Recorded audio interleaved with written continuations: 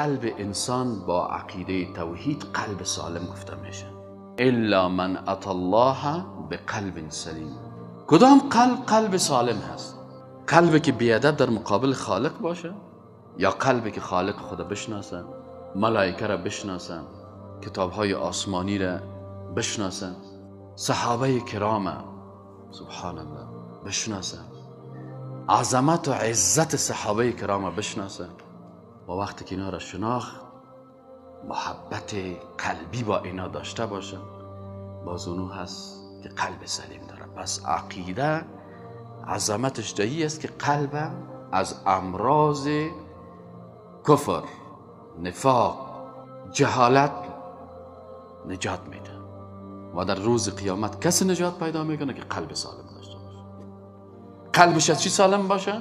از مرداری ها و کثافت های کفر، از مرداری و کثافت شرک، از مرداری و کثافت و ویروس ها و میکروب های منافقت، از کثافت و میکروب ها و ویروس های احزاب شیطانی و شیطان پرستی.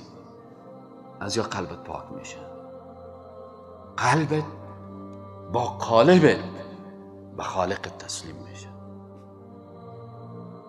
اینی قلب سلیم است. و قرآن میگه، گپ من نیست، قرآن میگه که در روز آخرت نجات نصیب کی هست؟ الا من اتى الله بقلب سلیم. فقط مستثنا کسی است که با قلب سالم در روز قیامت در مقابل خالق متعال استاد شد. ذره از کفر در قلبش نباشه، ذره از شرک در قلبش نباشه، هیچ وقت به زیارت سجده نکرده، هیچ وقت به قبر محمد صلی الله علیه و سلم سجده نکرده، به مدینه منوره رفته لکن به قبر صحابه سجده و رکوع نکردن، به قبر پیغمبر قلب سلیمش اجازه نمیده که سجده بکنه، هیچ وقت در مقابل پیر خود پایایش ماچ نمیکنه، هیچ وقت نیازی نداره که به یک مخلوق خود ذلیل بسازه. کلی کارا رو چی میکنه؟ قلب سلیم میکنه. وقتی که خالق شناختی نیازی نداری که به بارگاه مخلوق خود ذلیل بسازی.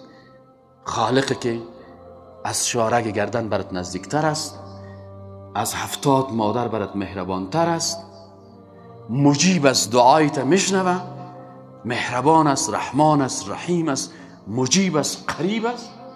وقتی که کل زیر شناختی قلب تو سلامتی پیدا میکنه، سالم میشه. این صفات خالق تمام میکروب ها را از قلب تو پاک میکنه. پس شرک در قلبت نیست. وقتی که شرک نبود هیچ وقت نمیگی که ما والا پیروی از پدرایم